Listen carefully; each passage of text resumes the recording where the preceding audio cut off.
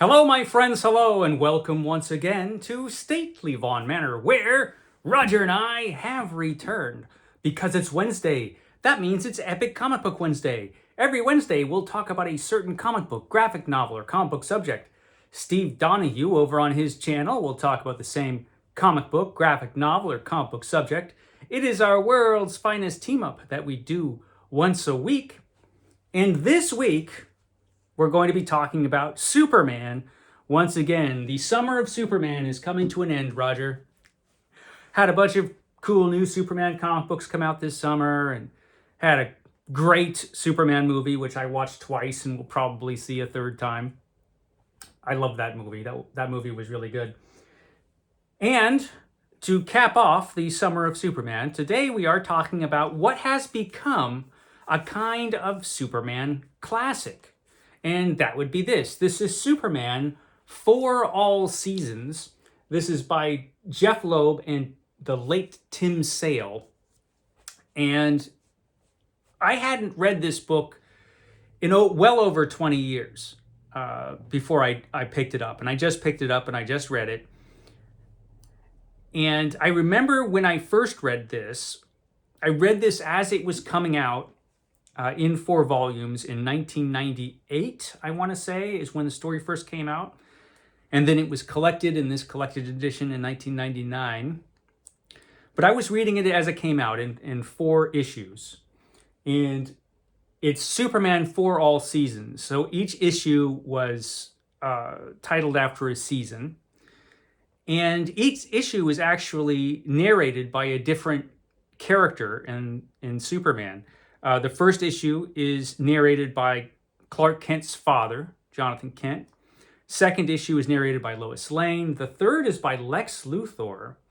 And the fourth is narrated by Lana Lang. Lana. And it's an interesting series and very popular when it came out. Apparently, it's still very popular. There's been an absolute edition of this. So a very well thought of story in Superman. But I remember when I first read it, I thought it was okay. I remember when I first read this, I thought it was, well, this is okay. This is not bad.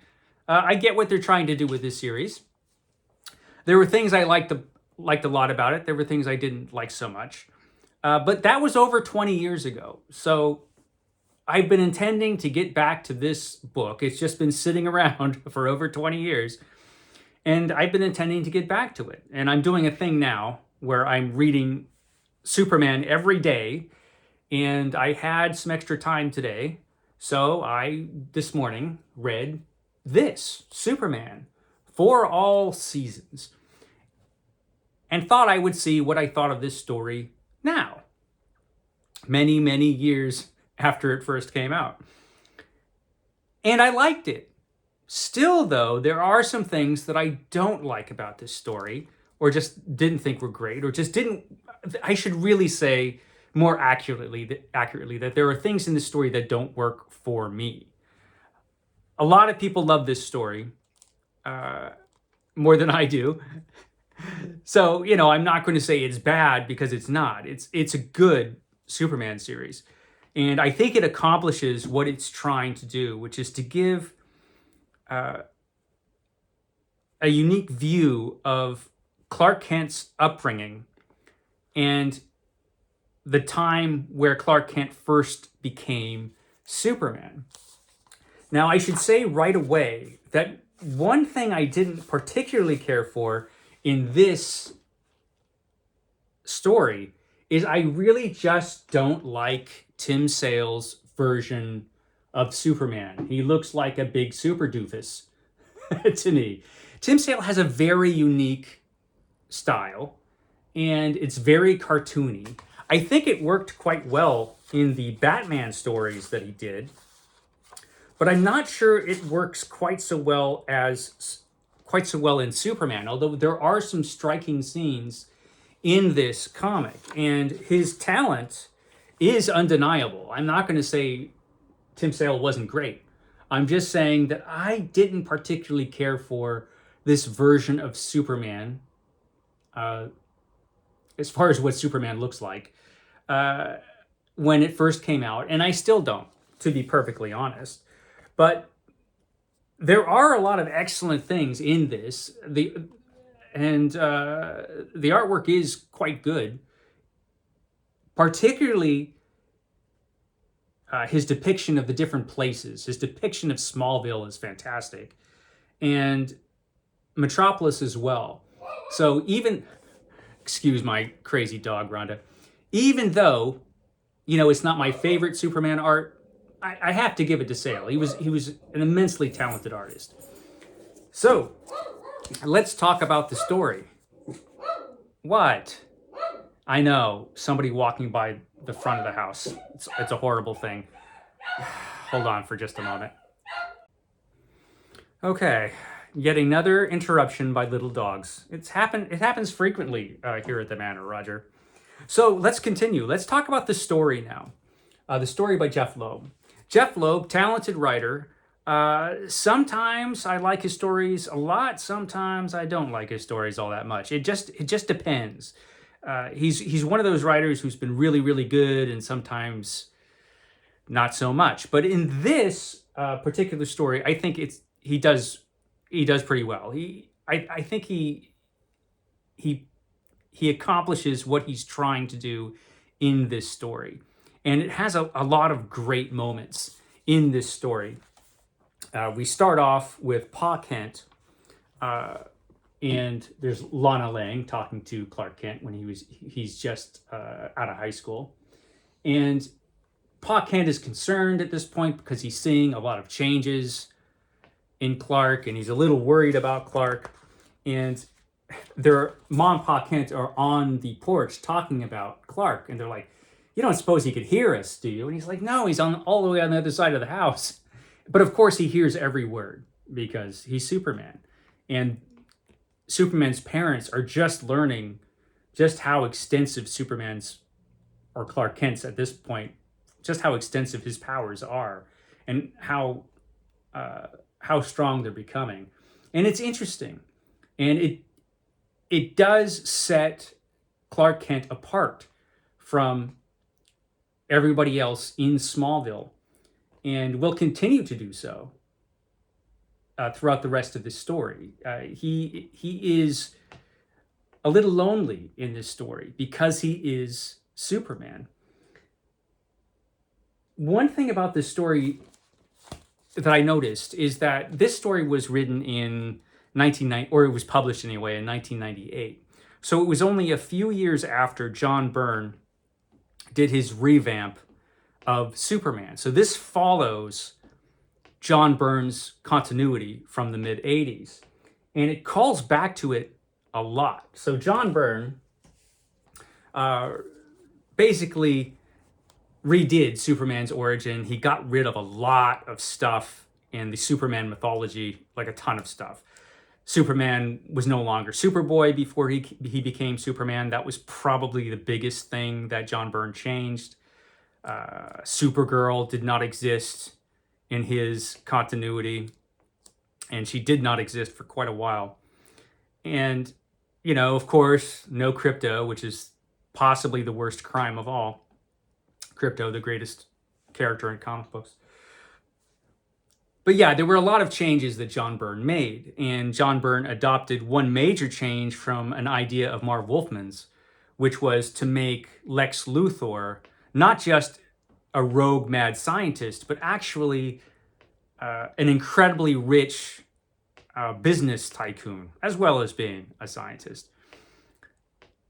And that is the one thing that has really stuck all of these years, is this new version of Lex Luthor. And you see that for the first time in this miniseries, written and drawn by John Byrne. And for years and years, this was the official origin story of Superman. And things were a little bit different in his origin story, not just because of this version of Superman not having been Superboy, which is a major change, But there are other changes here and there throughout this miniseries. He basically just restarts the Superman mythos from scratch. And so we have Superman growing up in Smallville without ever having been Superboy. And this is very much influenced by the Christopher Reeve movie, Superman. And the Superman that you see in here is actually also very much influenced by the Christopher Reeve Superman. So if you had just been familiar with those movies and hadn't read the comics, when you pick this up, you would be getting a Superman that you pretty much knew, because there was a lot of the movies in this comic book story. And I'm talking a lot about that because the framework of this story takes place within that miniseries, The Man of Steel, where John Byrne restarted the Superman mythos. And this constantly refers to that miniseries, to certain events in that miniseries. So when you're reading this, and you have read that, you know exactly, what's being referred to. If you have not, it's all a little vague. I don't think you need to read the Man of Steel miniseries to read this and understand it. I don't think you need to at all. But it does give you a better idea about what's going on in this story.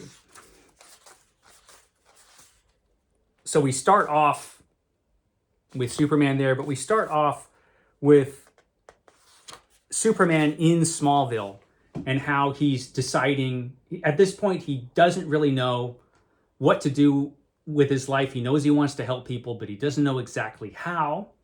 We have a wonderful depiction of Smallville. One thing I have to give to Tim Sale is that he did a fantastic job of depicting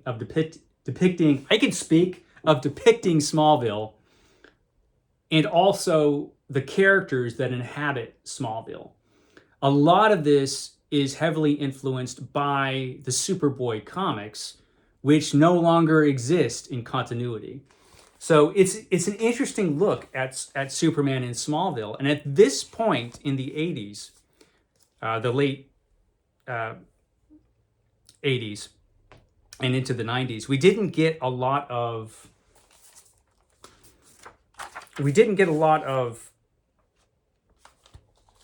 that background of Superman in Smallville. We got a little of it here and there, but this really gives you a good look at Clark Kent in Smallville and how he decided to leave Smallville, the other characters he interacted with. And we have this tornado that happens that he has to save everybody from. And this actually jumpstarts his career as Superman. So that's really cool to see. And even though I don't particularly care for Sale's version of Superman, I have to say this scene with the tornado is particularly well done. It's a pretty great scene. And so this is where he decides to go to to leave Smallville.